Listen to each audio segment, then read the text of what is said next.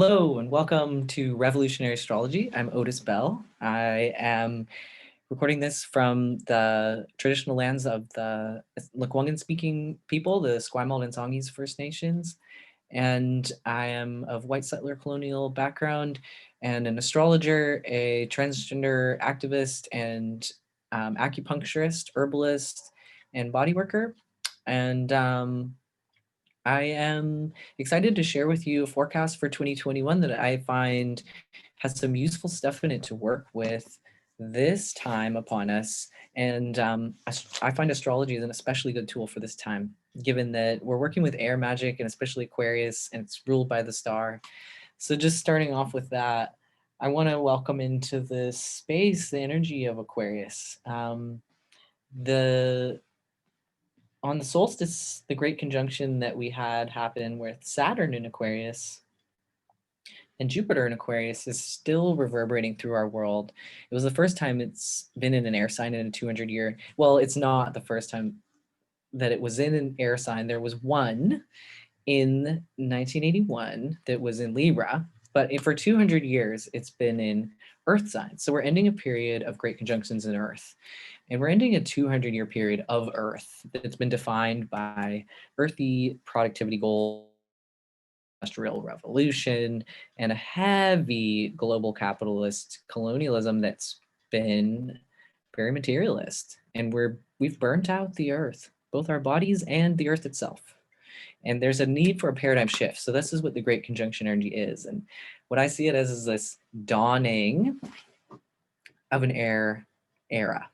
And the last time we had an air era in air sign great conjunctions was the time that the plague occurred on the planet. So you can see how sometimes airborne disease is part of the fast change that air brings.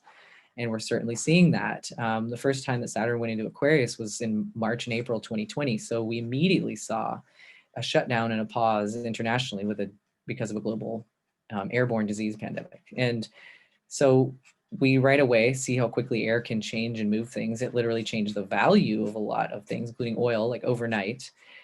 So we're seeing Earth paradigms shift and die and change very quickly. And we're integrating that right now.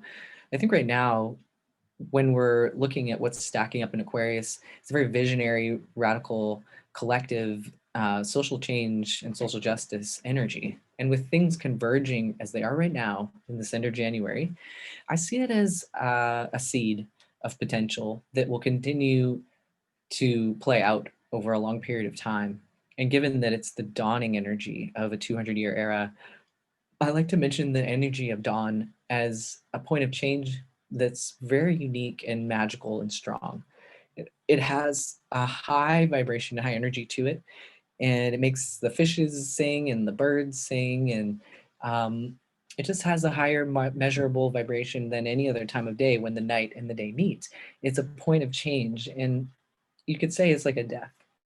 And I think we're all facing death collectively right now with climate change, and we have been, but now we're facing it too in a more acute and direct way with a disease. But as we face collective mortality, I think there's something in the dawn energy it's a point of change. It's a point of evolution and revolution for revolutionary things to happen. And they've needed to. Business as usual has needed to change for a long time. And I was curious what would propel it to change. And here we have a disease changing it. Well, that's great because we've already had the disease of white supremacy and global capitalism on the planet, and it's actually going to kill us too. So in order to stop that, though, it's Earth, and it's a paradigm of Earth that's had to change. And I've wondered what would change that, because it's so stubborn and persistent and hardworking and can validify its worth and its productivity goals till no end, and we can't get off that train. So I'd say the train crashed, folks.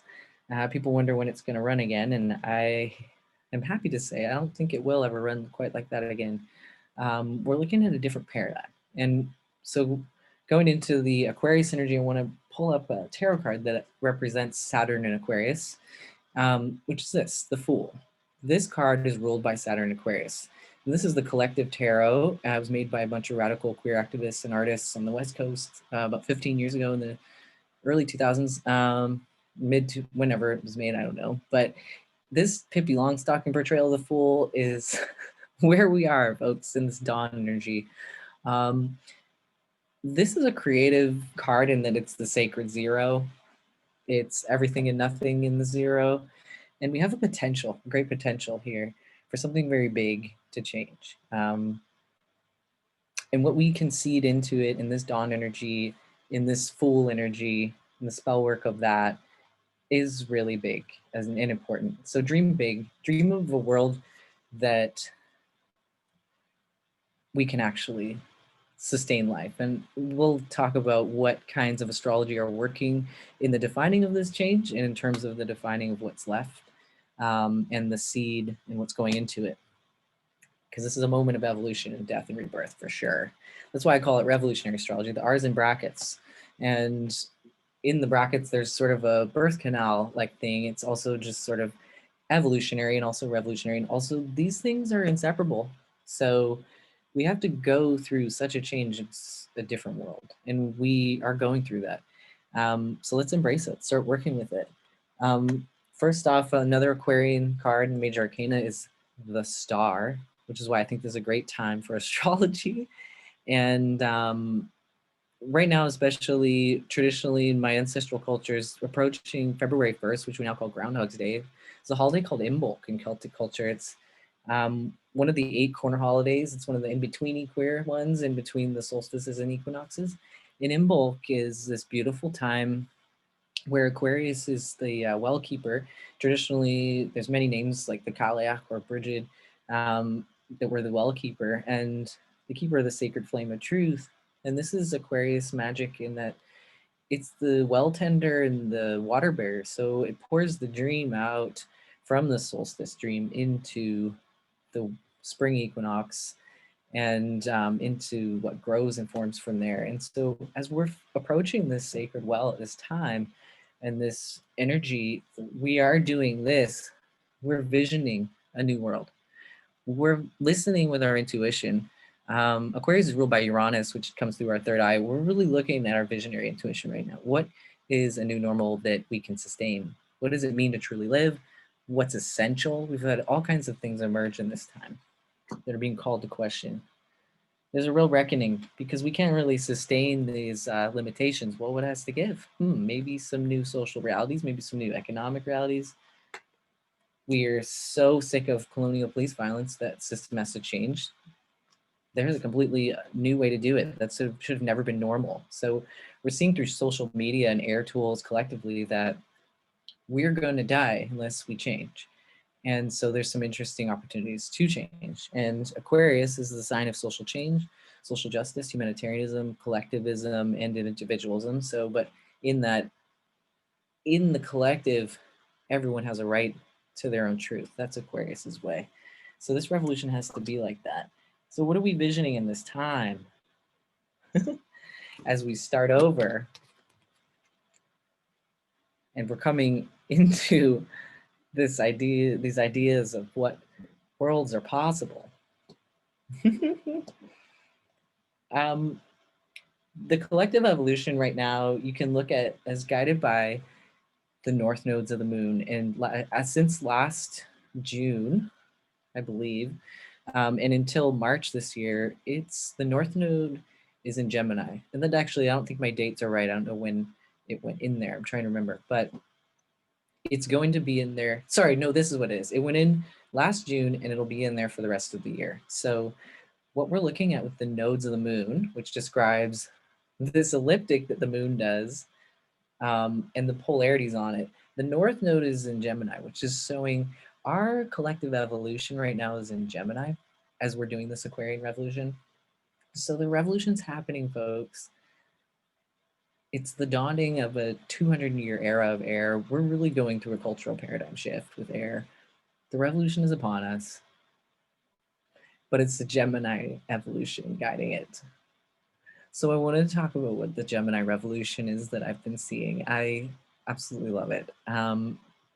Gemini is a trickster and a storyteller. It's ruled by Mercury, the planet Mercury. Traditionally, myth, Mercury is another name for Hermes, who was this traveler with a wing and staff. And like you see on hospitals, that staff with the wings and the snakes going on it, that's Hermes or Mercury's staff. Because Hermes and Mercury, aka, which rules Gemini, they're the storyteller and also the one who travels between the worlds. They're related to the psychopomp role, which is that psychopomp is a guide through death and between the worlds. And so I think it's interesting right now that we're like really facing collective mortality, and we've got this Gemini North Node as a psychopomp, a traditional psychopomp guiding us that's a storyteller. And there's so much that I'll share. But just before I do, one aspect that I want to point out about this time of death is Pluto has been in Capricorn since 2008, usually does a transit for 12 to 20 years. It's doing a 16-year transit. It'll be till 2024. So from 2008 to 2024, Pluto in Capricorn has been giving death to systems. And this has been the cap off of this whole 200-year period of Earth burnout. We're crash landing this train with this stack up in Capricorn. Pluto's been in Capricorn for a while now, giving death to that system in that way. And thank the gods, right? And because in that is a lot of authoritarian, patriarchal, earth, materialist, high productivity goal, status oriented ways and structures and systems, if you want to call like the institutions and the corporations, like these massive big earth institutions are so Capricorn. So we're giving death to that at the end of this 200-year Earth period of burnout. We're burning out. It's the train wreck at the end here.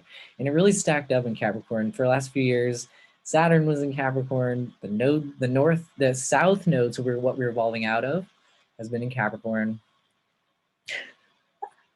And so we're really giving death to Capricorn, and Pluto is still there. Thank God that Saturn just went out of it. And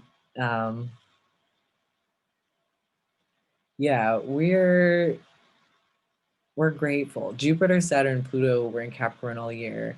And it's just like the last purge, but death is still happening in Capricorn's corner for another couple more years, 3 more years. So we're still working with death, folks. We still need to reckon with our collective mortality of, like a physical sense, and the death even of the systems that have been really threatening the physical survival of life on this planet. And as we're giving death with Pluto and Capricorn, we need some good guides and messengers through death, of course, right? It is like this thing with death, though, where it is like the dawn energy. It's a point of change, a point of extreme change, where polarities and things that are usually polarized and impossibly so, they come together. Like the night and day come together in dawn. Like it's this high energy they make there too, because everything in this realm is made of polarity and actually is made of the alchemy of the polarity. So these points of extreme meeting of polarities and change, like death, like the dawn, like the dusk, sunset, sunrise, like they're the highest measurable vibrations of any point in the cycle of a day, so much that the fish sing and the birds sing and we wake up from dreams just kind of naturally. It's the energy itself wakes us up. And so we're waking up. Thank the gods. Because being asleep, we're going to die. We're going to die. We might still die. A lot of people predict the effects of climate change are unstoppable at certain degrees. So definitely we're facing the consequences of this period of Earth and these Capricorn systems. And we're going to have this reckoning for a while. But what happened with air stepping in, like it did last year in 2020, first time Saturn went into Aquarius, is we started to get this foreshadow of what this paradigm shift with air was going to be. And everything stopped overnight really quick. And we all thought about our impact to our social communities. We thought about immediately we were faced with belonging issues of social belonging and connection, and started to build an economy online, which is more of an air place to do that. And that's going to continue for a while. In fact, I don't think it's ever going to quite go back to what it was, because what it was no. No. And in the meantime, with that last final work with Capricorn, we've had this international movement calling to question these systems of colonial violence, institutions, not only of the police, but in governments, but all institutions, including the healthcare system, and how colonial violence happens in every level, including just work. People are dying from stress, and they're living their lives half alive with no contact because of work standards that have been these Capricornian productivity goals. They're not necessary to actually get through a life and like survive and have basic needs met. In fact, not at all. We can reinvent normal so many ways. And I bet we will see that happen. So, and you can see, like we did in March and April 2020, how fast it can change. Literally, the price of oil dropped overnight, and we had actually the economy change. Such an earthy thing. You couldn't imagine it changing that fast. Well, we can change it that fast. And with air, we want to start to imagine it changing that fast, because it is, and it will, and will continue to. So let's imagine that positively. One of the things I want to mention about this year is that 2021 add up to the Hierophant number, because it's number 5. And this deck calls it the instructor. And this is a drag house mom who is teaching the young drag babies how to be drag queens and, rule the drag ball. And this is the portrayal of the Hierophant in this deck. Usually it's the Pope in traditional tarot decks. I love this interpretation because it really is just about, it's a card that's ruled by Taurus, which is why this bulldog is here. And it's an Earth ambassador energy that we're still like present with. And I love this because Taurus is really guiding us in this interesting way at this time. What the drag mom is upholding are the values of lineage. And right now, we're all being faced with our values in what do we value, and what traditions are we upholding, and what lineages are we upholding in alliance with. And there's something about this card that's teacher-student kind of things. Like people maybe will be going back to school and rethinking, with all the changes. They're like, oh, I gotta get a new job, got a new career. Maybe a lot of people go back to school. Maybe a lot of people like myself that, are shy will just like become teachers. There's this need for us to step up and lead and teach because we're forming a new reality, a new culture, and also to study. And literally people might be going to like do learning, take it on like this because of the need for a new way to be participating in the economy. But also there's an interesting place that Taurus is guiding us this year, and Taurus rules this card, where it's saying, what values are you upholding? In the stars, the story with Taurus is that Uranus is in Taurus. Uranus is the planet that traditionally rules Aquarius. So, well, in modern astrology, since Uranus was discovered, so modern astrology rules Aquarius. And what's amazing about that is that it's kind of pinging off of the revolution that Aquarius is upholding. So this is an Aquarius revolution. However, Uranus, which is the sign that rules Aquarius, is in Taurus, and Taurus is squaring the Saturn and Aquarius many times. So there's this confrontation that Taurus and Uranus is doing, where it's kind of like this Hierophant auntie energy. Auntie energy makes sure that you do it right, like it's important. And like auntie roles are kind of like, people groan when they see this card because nobody likes to be told they're doing it wrong, or like you have to do it this way, or like to uphold tradition sometimes is hard, and it's labor, and it's burden, and it's limiting, and it's hard. But to uphold what you value is what auntie makes sure. That's what Taurus and Uranus is doing when it's squaring Saturn and Aquarius a few times this year. It's saying, what values are you upholding? What do you value? And with Taurus being a sign that's Venus ruled and it's an earth sign, when we're transitioning through death of an old earth paradigm with these Taurus Uranus squares, to the whole conversation, the revolution is being defined by what do you value that supports the Venus parts of earth, the part that has a body, that doesn't have to dissociate to survive their job, that doesn't have to dissociate to live in this reality, that can have their senses, their embodiment, their pleasure, that can be healthy in the body, that can actually value the earth and everything of the natural world. These are Taurus values. So Taurus and Uranus is defining the revolution a lot this year, and we're upholding these values. We have a right to be in sustained, embodied authenticity and sovereignty. This is what Uranus and Taurus, the squaring Saturn and Aquarius, is doing all year. I love it. What values are we upholding that support us being in a sustained, embodied revolution? A place that serves our sustained, embodied sovereignty. So every life can live its life. So we can support the natural world and all the life of the earth living and thriving. And I really think this is Venus's realm. And the Hierophant card is the auntie that upholds, like, we're upholding nature. With the laws of nature, you don't disrespect or devalue nature or devalue our bodies, right? We have to wake up in this time and remember and resensitize. We've been so desensitized and dissociated in order to just like do this 9 to 5. What a way to make living, barely getting by, all taking and no giving. Yeah, they'll just use your mind and they'll never give you credit. Yeah, we're just links on the boss man's ladder. It's like Dolly Parton said, it's so real, we're burnt out. So it's not just some big theoretical 200-year Earth era period happening. We all feel it. And in fact, with COVID limitations, we all feel it more than ever. This way that we have to meet these productivity goals of these institutions we work for and have to survive within.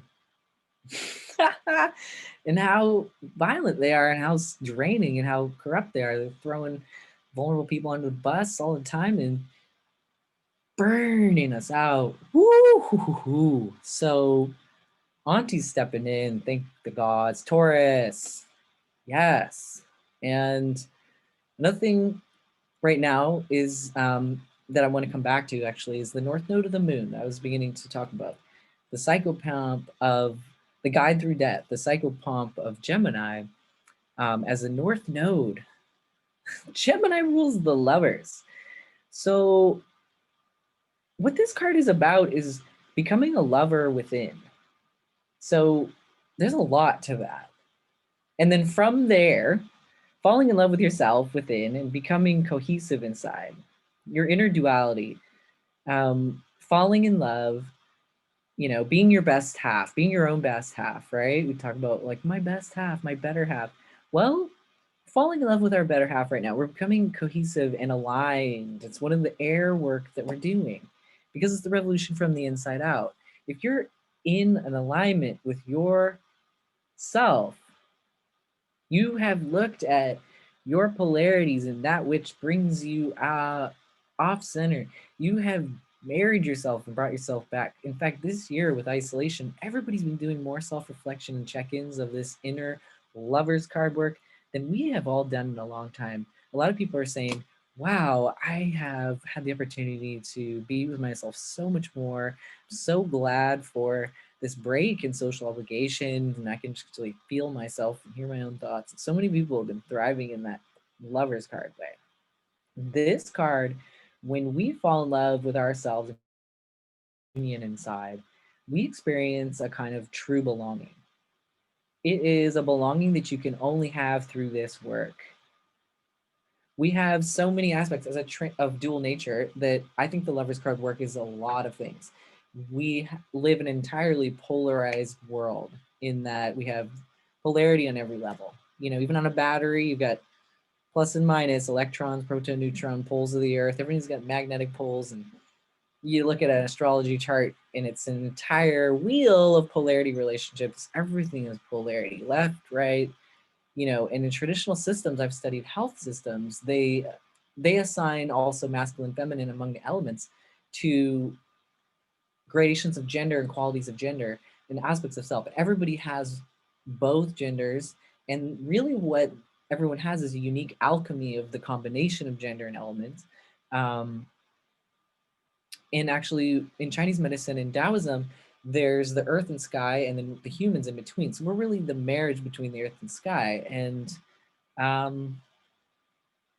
this third space magic we live in is the space in between polarities. It's a very transgender and queer magic. It's center magic. It's the place where the alchemy happens and hums. And actually, when we're woven between the earth and sky, we hum with that energy. It creates all the channel systems that light up everything that makes movement happen and actualizes and manifests as us. But we have a real strength and vitality and vital force that's created in that alchemy. It's electromagnetic force, if you want to call it that, in physics terms. And there's something really beautiful about even how the internet is just zeros and ones. Talk about full magic, sacred zero. Like, in terms of the lover's work, when you come in to this blended place you do of your polar yourselves, your dual nature becomes in unification. It's actual dawn energy. It's like when the day and night come together, or in death, polarities of all kind come together at the point of change. This is an incredible high energy time. It's a potent time. It's a time actually where you reconnect with the wholeness and wellness in your core, in your center. Because it's not over here, over here. It's in that place, that line where they meet. And it's like the core of your body where you have this like humming core of light. So the Lover's card work brings you into center and into belonging there, into this knowing. You know how, okay, let's talk about how a Gemini will do that. It'll look like this, because Geminis typically, I don't think, are seen as like one of the more spiritual signs per se. They're more like fun and playful and storytellers, tricksters. They're into fashion, social butterflies. They're charming. If anything, they're seen maybe as airheads, because they're so changeable and people don't really, I don't think there's a real like, but like weight to them. So when I say it's a Gemini revolution, you might doubt the power of that. But what I have seen, it's just a revolution from the inside out, folks. People are reflecting on who they truly are. They're coming back into relationship in such a deep way within that they're able to find and reorient to a kind of belonging and start to form things from there. That's what Gemini work is informed by. Is like they like to make social networks and know what all the cool fashion things are and what's hip in design and what all the fads are and what's popular, and they like to talk about it. Well, this kind of revolution is actually very powerful because it's not your heavy-handed revolution that's overly academic and boring and like elitist and different kinds of purity culture stuff. Those kinds of things have been causing a lot of trouble for a long time. And they're not really taking hold. They're not causing the change that people would like. People that want to talk about social change are doing it in a way that's not fun. It's not popular. It's not the cool thing to do. I mean, it is if you're like me and you're queer, but you know, we're a very fringy group. And really, it's mostly folks that are like AFAB queers. Like, we need to actually embrace this like hip, fun, popular kind of energy because it actually makes the revolution spread like wildfire. And that is what I see happening. And let me tell you, don't underestimate the Netflix and chill that we're all doing in isolation. There's some really good media being produced. It is, in fact, very radical. And a lot of it's been coming for years through Disney. So raising a new generation of children on these traditional stories that are being told better and better, where there's women, you know, as heroes, and there's like really good spiritual, you know, talking about reclaiming magic, and um, a lot of really radical ideas are being taught to children.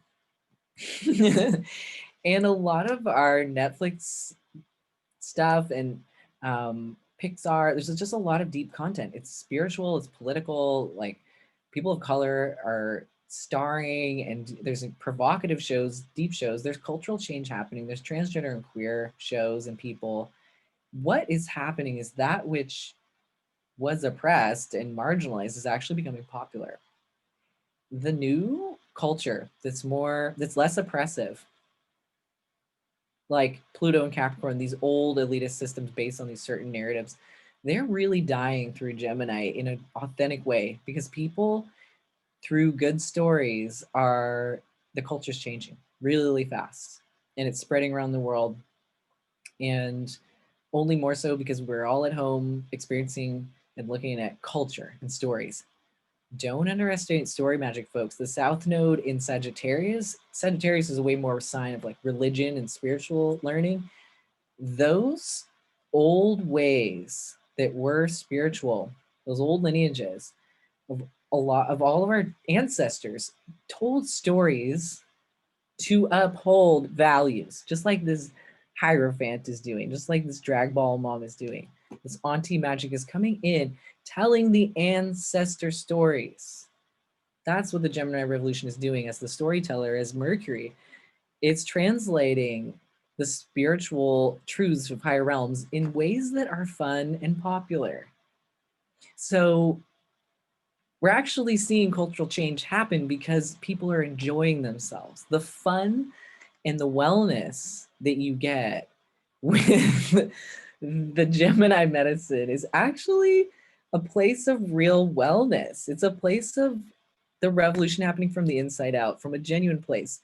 A lot of traditional societies upheld law, social law, with sacred clowns. They would clown people and embarrass them socially. They were sacred, revered people. They were sacred people in the lands here. There's stories that are wonderful about sacred clowns here. And in Europe too, the jester was the only one who could make fun of the king, right? All cultures around the world probably had, like so many probably upheld their social values through Gemini magic, through storytelling, and through sacred clown work. And in that way, there's a real authentic cultural shift that can happen, that can only happen when you actually win people over in that way, when it's like the fun, popular thing to think that. And everyone falls in love with all these like powerful people, and our cultural narratives start to change, and people start to really care about ending this institutional colonial violence because they're upholding their favorite people in the media. I mean, whatever it takes, folks. This is great. This is actually a hopeful way I think society is going to change.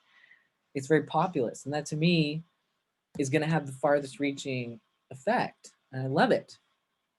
And the 6 on the Lover's card talks about how Gemini works through all the elements in the suits. If you know tarot, the 6s are great.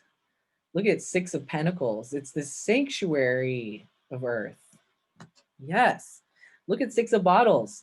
It's the best wellness of Earth, where you have even intergenerational wellness and caretaking and belonging medicine. It's the medicine of wellness between grandparents and grandchildren. That kind of, there's even a chemical biologically created in grandparents and grandchildren that's specific to their hum that they have around each other. That's like the 6 of Bottles. That's what's in this card. It's about wellness. Look at the 6 of Keys of Fire. 6 of Wands traditionally. 6 of Fire is victory. Oh.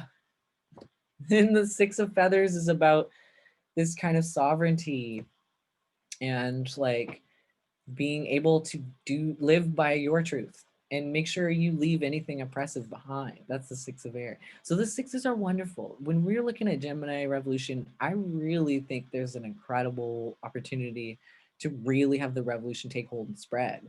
And literally through social media and things like Gemini, things like networks of social community and organizing, communication, ideas, everything that's happening in this whole world online while the world's like shut down and in isolation and limitation is actually opening up a whole Gemini paradigm shifting world.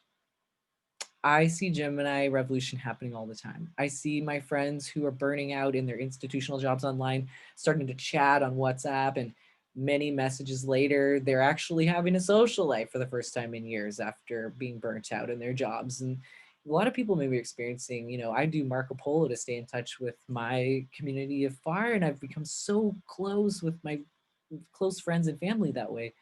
We're using social media and tools, and the most popular new ones, which is a Gemini, to stay in touch, and we're actually becoming more close. How many people have these weird Zoom meetings where you saw extended family members? I sure did. As a transgender person, I don't think some of them had seen me in years, and so I got to be like, "Hey, my beard now, hi," and we're all like, "Wow, how cool was that to catch up?" So even though we're isolated, maybe we're coming together more. And as a globe, we really need to be in better touch with our humanity. So this is the first baby steps of what that takes. And it's actually happening way faster than people maybe realize. This is the revolution, folks. This is it. Like with Uranus and Taurus, one of the things with Taurus is you don't push a Taurus to do too much. Taurus is really hardworking, but they're slow and methodical.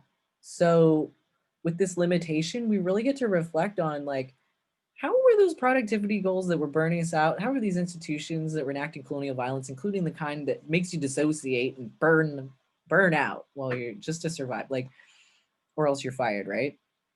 How about slowing down and doing less? That's such a Taurus thing. How about enjoying your life? How about some comfort? Okay, this is revolutionary, actually. uh, Another Gemini revolution aspect is a very trickster one that a lot of people I don't think have quite integrated yet, which is that Donald Trump is a Gemini. And he was such a trickster in that he came in like this supervillain clown, so literally that people like make fun of it. I mean, he gave us so much material because he was just like this archetype of this supervillain. He reminds me of the penguin. The penguin is always kind of moist lipped and like puff, like kind of swollen and Donald Trump has like oozy energy like the penguin and very similar, almost sweet, almost queer and sweet. Anyways, so he's a trickster. You know what he did? He destroyed the Republican Party. So many people are leaving that party. He left it in shambles. And a lot of the violent white supremacist echoes of that party that are going to backlash, like we've seen, are actually unpopular by far. They look bad because they're associated with him. He made the really awful stuff about the like Capricorn, that's old system, the old fogey man's club that's dying, the colonial white supremacist institutional violence system. He made it actually look really bad. He whipped up and brought out into the fervor all the dark dank Pluto stuff from that with his trickster Gemini's ways, and he revealed it. He revealed its presence, and actually, I think it's a big cleansing of that social illness that has been a byproduct of this kind of Earth era's like value system that's dying. So in death, you have these purgings and cleansings and these huge evolutions and changes. I think Donald Trump as a Gemini weirdo trickster has like, his Gemini is so shifty, it kind of has an alliance with no one. It's a storyteller. It's like, whose side is it on? He's just telling the story. And he's kind of like that. You can't trust him. He's not. And so he like kind of left that Republican Party, right wing party in shambles, and he shamed it and kind of left it in like a real pickle. I see a huge fall there in that culture and a huge Pluto Capricorn death work that he actually midwifed. Ha! Ha ha ha ha ha. Only a Gemini can get in there and do things that actually are beyond what you could imagine. What Gemini's polarity is Sagittarius, which is ruled by Jupiter. That's a very expansive energy. Polarity relationships are key. Gemini of air is informed by Jupiter of fire, right? This expanded potential is funneling through the messenger in Gemini. Okay, so these are the nodes of the moon. The expanded possibility is actually coming through Gemini. Donald Trump is a weird, mysterious, weird little trickster part of the whole Gemini North Node work. It actually, I think, is pushing the cultural evolution quite fast and purged a lot of violent, horrible culture and exposed it for what it is. And I think it made it very unpopular, which I love because, you know, from a very cerebral Aquarian place, you could say, like, don't have those values. That's oppressive. And people would just laugh at you and call you a weenie. You know, that's all that Donald Trump did was kind of act like that. Like he acted in that Gemini way. Like he played on people's what was popular to do, which is like bully and make fun of other people. So like, oh yeah, those Democrats are a bunch of weenies. But then in that, he actually did it too far and he played on this sort of base survival level social culture too much to the point where they just look like a bunch of little kids. But that was a real Pluto part of the Capricorn, like of the system of the old way. That was a real shadow part of our culture and our society that needed to be brought out and revealed. And he really did that. He did a lot of destruction work too. So to the government, right? So in a way, he's part of this revolution, Gemini, oddly so. The other part is that there's a lot of really rad community organizing going on and decentralized power happening. Cultural shift is happening at the speed of thought, at the speed of media, at the speed of storytelling that's just like spreading like wildfire and uniting the world. In ways that I mentioned before. And also right now I see a lot of people, innovative business owners, like I want to promote Chani Nicholas's app. It's called Chani and it's a beautiful way to stay in touch with astrology. You get the current astrology, you get your chart unpacked really well, you get all the aspects, regulation, records a weekly meditation plus for the collective and for your sign every week. So you can really stay in touch with what's going on. It's in a way that's totally approachable and easy to use. When we know, I think that's brilliant. It's also designed by her wife's nonprofit work, like staff. These are folks that have survived sex trafficking, gender violence. They're coming into like software building skills. They built the app and 5% of the proceeds of the app go back into this organization called Free From. This is a radical way of doing business that can be normal. This kind of new normal needs to be like this, where in every level, it's upholding the values that we need, where it has this anti-magic where it's like, what do we value? And really check in with yourself about that. And then like think big, envision a new possibility for what that can be. You know, this is what these players are all doing. And this is what air magic is great at, is like repatterning and reinventing new systems and ideas and new normals. So there's other people that I really love, even like the collective tarot that I'm holding up. This was a project that's so Gemini. This is like people coming and making this cool thing. This is the coolest deck. Everybody wanted it. They only did a couple limited print editions. And this deck is like, whoa, the popular deck, you know, but like it was a group collaborative project through a bunch of people. And these kind of things change us. They actually have so much power, collective power. And yeah, I think of the Chani app as like a way that people can be in touch with their spiritual work, but that's digestible and fun, and that the storytelling is actually really Gemini in its own nature. It's got good graphics, it's got good stories, it's like digestible information. It's deep, but it's still fun. And it's like she has these meditations that she'll guide you through. Like it's so well done in a way a Gemini would do it. I don't know if Chani's a Gemini. I'm just saying this is the time of the revolution, is of the nature of Gemini. It's like, it's got to be fun. It's got to be charming. It's got to be inventive and multifaceted and smart and like innovative and new and like, let's recreate this thing. Oh yeah, this is so cool. And Gemini's just like think big and do it. And they'll do that 5 times over and they'll get the coolest people to collaborate with them and they like do it. And the whole project feeds into the collaboration. That is Gemini magic. So I think what the Chani app is like an example, like a seed, like a model of many things that are emerging right now that are like this, where, you know, like I just switched my internet browser. It's such a good shift. It's called Ecosia. Ecosia. Ecosia. Okay, every time I Google, or sorry, it's not Google anymore, it's Ecosia. Every time I hit 40 searches on Ecosia, they plant like so many trees. They've planted millions of trees. They're reforesting the planet just by us searching the web. Everybody switch your browser to Ecosia from Google, okay? Because they're planting trees and they have been for a long time. They're reforesting the planet. This is the kind of thing we need to be doing. It's so, we need to really harness our Gemini magic of like our cultural like networking magic that we're doing in our everyday.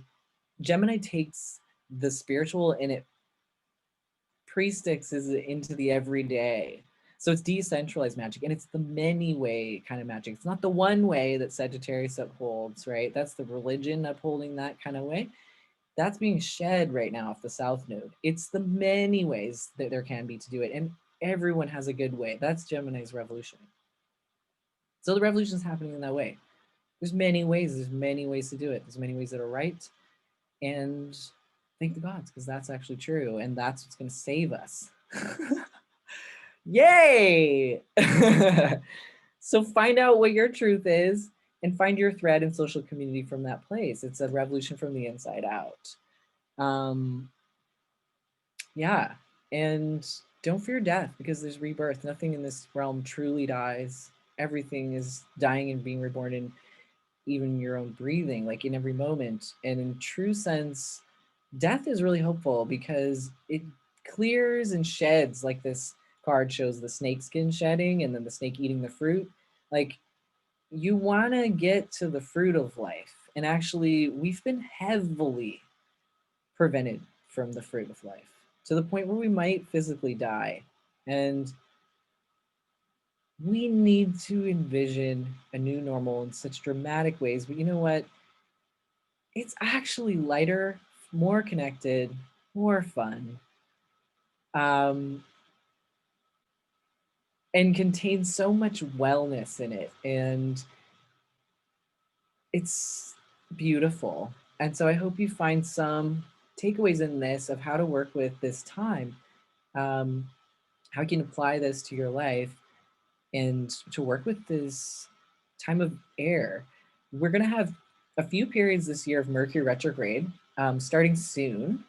January 20th, it's going to go into Aquarius and be there for a bit. And then the next one, I think, is going to be in Gemini, and then the one after that's going to be in Libra. So they're all in air signs. We're going to have a few Mercury retrogrades in air signs this year, more air. And we're going to be basically getting opportunity to reflect on all of our social culture and all of our ideas about that, about what's normal. And we're going to start to just build a new normal from the inside out with our culture, with our relationships, with our communities, with our networking. And as much as people want to know, like, does the astrology look like we're going to get back and COVID's going to be over and we're going to, no, it looks like social repression and reflection, more of that. But look at how much connectivity you've had with your people in new ways. Look at how much connectivity you've had with yourself in new ways. Look at how much space there is to stop business as usual and reinvent business as usual. Look at continuing to reflect on that, continuing to have revolutionary magic happening around values and upholding them and manifesting them and upholding the values of this realm, which are Venus. This is Venus's realm. We need to manifest Venus right. We need to uphold life right, you know? Respect Venus and respect life. So we're going to be doing a lot from the realm of ideas because from there, form follows thought. Sorry. Yeah, everything starts with an intention, an idea, a consciousness, a thought. And from there, it takes form. So we're really creating new forms. There's going to be some technology coming, as well as just social cultural norms. I'm seeding things like basic income, healthcare for everybody, restoring the ecosystem, Restoring traditional ancestral culture. And I think with a Sagittarius South Node going into the Gemini North Node, I would say that that Gemini is pre-stixing into everyday culture, a more spiritual reality where the ancestor stories are being told in fun ways. We're definitely seeing that in our media. And also people like me are like, hey, this is fun and popular to talk about astrology and to like think about something more spiritual being practical. We all need to actually recover from the levels of stress that we're doing to the point where we're probably doing more things like that are spiritual oriented or based in like energetic healing arts and traditional healing arts that are more spiritually based from ancestral cultures that are ancient. And these kind of things are going to be normal too. Maybe it's more normal to think about watching the moon, learning about astrology, learning about your ancestral stories and language. And that's just becoming a bit more normal, that things are spiritual and connected to the ancestors and lineage. So all that can still happen in this period of social repression and limitation. There's an expansion happening that's super interesting. And a role in it. Everyone has to find their story and find their thread in the collective story and have fun with it and reclaim their reality because this is the end, folks. So it's kind of like in the plague time when people were like, eat, drink, and be merry because tomorrow you may be dead. Well, it's a bit of that Gemini as the psychopomp, as the messenger in this time of death is a bit of that. But ideally, Taurus keeps it grounded in a real practical way. Like, no, we really have to like, change the economy so that we're not stuck in this and so that we don't die in a physical way. We still have to reckon with the physical.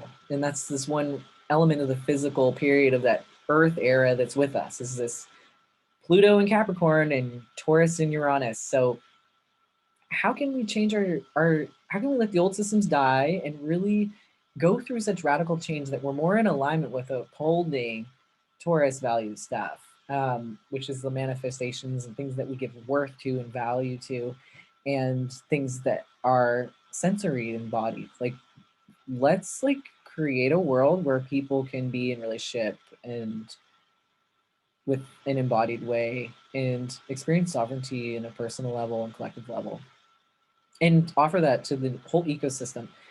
Let's imagine that. It's definitely possible. And we all have some interesting ways that that can happen. And I see so many shifts potentially happening where we're like, one thing I'll mention is that this is the time of the dog. Everybody's getting a dog because they're at home more.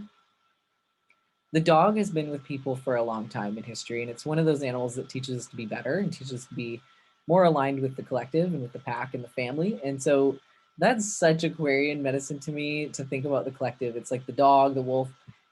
The dog also shows up in a lot of myths at the death time, at the door of death. There's like a wolf or a dog that runs with like, Hecate, gates of death, or yeah, there's even in Norse, there's these other wolves.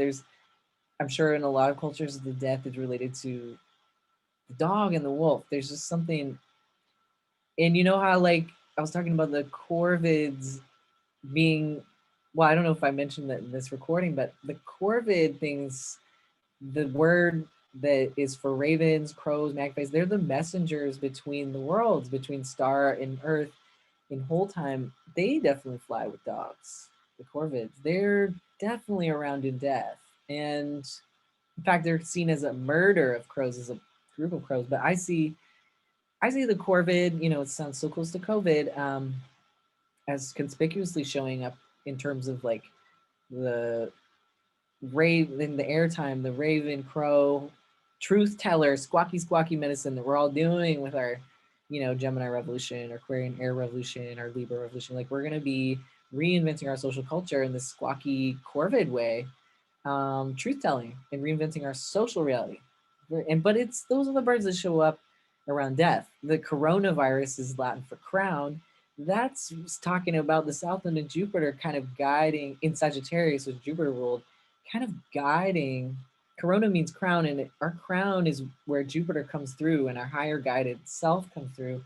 We're being guided by that in the south node of the moon this year. And it's saying to align with a higher knowing and guides from higher realms. And that is happening. They're even showing up in popular culture. I love watching this happen. I mean, how witchy stuff has been popular for a while. It's just getting more so. So don't underestimate this stuff, folks. This is the cultural change afoot. It is happening. And yeah, work with the bird allies, especially the corvids and the dogs, and just be appreciative and watchful for all these elements of collective coming together and actually coming back to living in a right relationship kind of way. Because the air magic is so about relationships. And this whole realm, in terms of it being made of polarity and the synergy between the electromagnetic force and the queer magic between polarities, is it's actually relationship magic. This whole world's made of relationship magic. And that's why I say it's Venus's realm. It's like it's about relationship. It's love in between polarities. It's love in between two things. That's the third space everything's made of. That's just how it is. If you're a physicist or an acupuncturist like me, you study Taoism or astrology, you look at all this and everything. And in depth, we are really in a place of blended polarities and opposites, and there's incredible potential in that vital force. It's high right now. And so at death's door, we have some fierce allies with the dog, wolf, and the corvids, the raven magpies there. Yeah, a lot of truth teller energy showing up, a lot of energy showing up about the flock, the pack, and the right way to be. And to be in relationship is like the only way forward. And Gemini says, first, the primary relationship is the one with yourself. Okay. And then from there, from that core where you touch in with your own belonging, this is like the kind of self where you're like, what colors do I like? What shoes do I buy? What's my favorite food? What's my favorite song? What's my favorite people? What crew do I resonate with? How do you know you have a true friend? This kind of coming into relationship with that in yourself defines how you find belonging with every aspect of your life. If we all start to align with this, we're coming out of a huge burnout of Earth into this. That's amazing. Because when we align with that, we're not going to settle. We're not going to settle. No, we're not going to settle. We're not going to settle to being dissociated and burnt out. Uranus and Taurus is shaking that up, saying, no, I deserve to have a body. I value my senses. I need to have a life. I need to feel. I need to have space to have a body and feel. Anyways, I love these messengers of death in this time of change. I see incredible potential, and I hope this is useful. Be in contact if you have questions or want to work with me one-on-one. And much love to you all. I can say that I've been a very dystopic person my whole life, and this is actually a time that's given me incredible hope. And as hard as it is, I don't mean to diminish the pain and suffering that is along the way in this all. I hope we build cultures of radical wellness, justice, and we all find our role in that and come into a greater presence and enjoyment of life in the process, because there's nothing like this huge extreme point of change to bring that about. I hope it becomes more rich in every way for us all. And that goes out, my wish from my heart goes out to you. So thank you for listening, and be well, carry on. Revolution is afoot. Let's go. Whoopee.